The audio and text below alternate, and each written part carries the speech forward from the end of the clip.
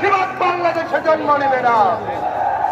আগামীর বাংলাদেশে যারা আবারও খুন গুমের রাজত্ব কায়েম করতে চায়, তারা এখনই বাংলাদেশে তাদের ট্রায়াল দেখাচ্ছে।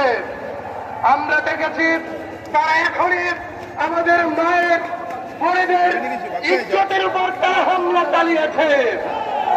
শেরপুরে আমার ভাই রেজাউলকে তারা শহীদ করেছে।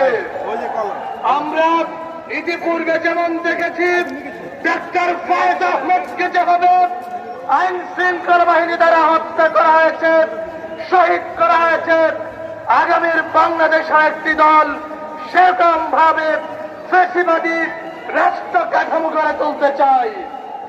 আমরা লক্ষ্মীপুরবাসীকে আহ্বান জানাতে চাই, ডাক্তার শফিকুর রহমান যে রাষ্ট্র প্রকল্প আমাদের সামনে হাজির করেছে, তিনি এই লক্ষ্মীপুরের জনপদ থেকে আমাদেরকে 4টি আসনে জাতীয় সংসদে নিয়ে যেতে চায়।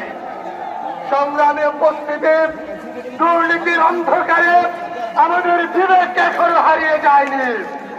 আজটা আগুনের মতো চলছে আমাদের লক্ষ্মীপুরবাসীর প্রতীকী হৃদয়ে। এই লড়াই কোনো ক্ষমতার লড়াই নয়, এই লড়াই আমাদের মানুষের অস্তিত্বের লড়াই।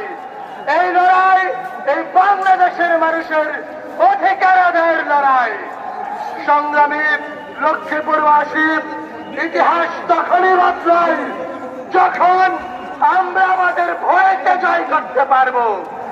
আগামীর বাংলাদেশে যারাই ভোট কেন্দ্র দখল করতে আসবে, আমরা 5 আগস্টে হাসিনাকে যেভাবে বিতাড়িত করেছি, এই ভোট কেন্দ্রের দখলদারদেরকেও আমরা সেভাবে বিতাড়িত করবো ইনশাআল্লাহ।